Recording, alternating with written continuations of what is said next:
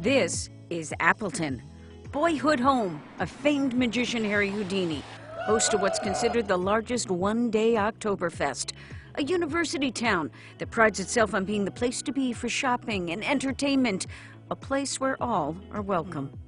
College Avenue is the aortic valve that pumps the lifeblood through the heart of downtown Appleton. Look, one direction, new construction. The other, historic structures. Appleton has this uncanny ability to take what's standing here and now and transform it to serve the purpose of the times. This was pranging 6 floors, all retail.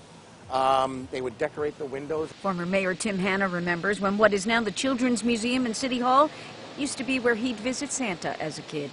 As fate would have it, when I became mayor, I ended up in Santa's workshop.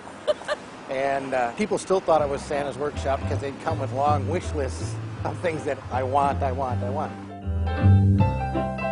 Appleton likes to make history. Back in 1886, becoming the home of the first commercially successful electric street railway system. Oh, it's like built to last.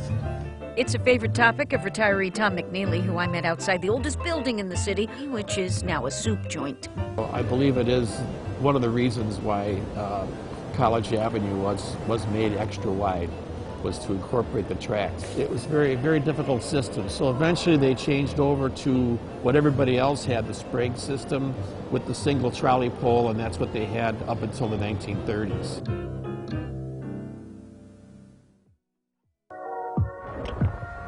Nowadays, folks take their classic cars out for a cruise at night when College Avenue comes alive in lights. They've got just about everything when it comes to food and drink. Places to people watch, linger by your lonesome, or stroll with your honey and see where the day takes you. And no visit along College Avenue would be complete without a stop in Cleo's, where, as you can see, every day's a holiday, and the brandy old-fashioned is rivaled only by the Jack Honey Punch. From what I'm told, it was a Cold War between Cleo and the customers. She had left her decorations up a little too long one year, and people kind of started giving her a little flack for it, and it turned into, fine, they're never coming down, and now we have this. Nostalgia aside, Appleton's got major street cred when it comes to staving off competition. When in the 80s, the malls went up and the Bergstrom family stepped in with construction of Paper Valley Hotel and Convention Center, now the Red Lion. Because of that investment by some local business people, we didn't go into as deep a decline as a lot of other cities did. And as the 90s rolled into the new millennium, the historic charitable gift from Thrivent for Lutherans that made the Performing Arts Center a reality. We like to call it the stickiness, where people are going to stay a little bit longer. More recently, tax incentives for housing developers. Being able to walk to work or walk throughout the district, that safety and the lighting and the cleanliness all needed to be part of the district. And it means events.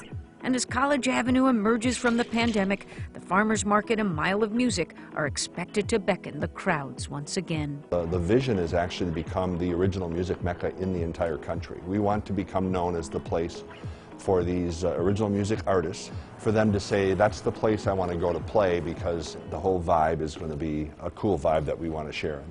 I refer to it as we're just this far away from being 6 feet together, not 6 feet apart. And my thanks to the Appleton Historical Society and Appleton Downtown Incorporated with so many of those wonderful images and memories. Next week, Street Cred goes to great heights to bring you the story of one of the oldest streets in Green Bay. You gotta love an assignment that requires you to go to Cleo's, right? Twice. All right. Nice, Michelle.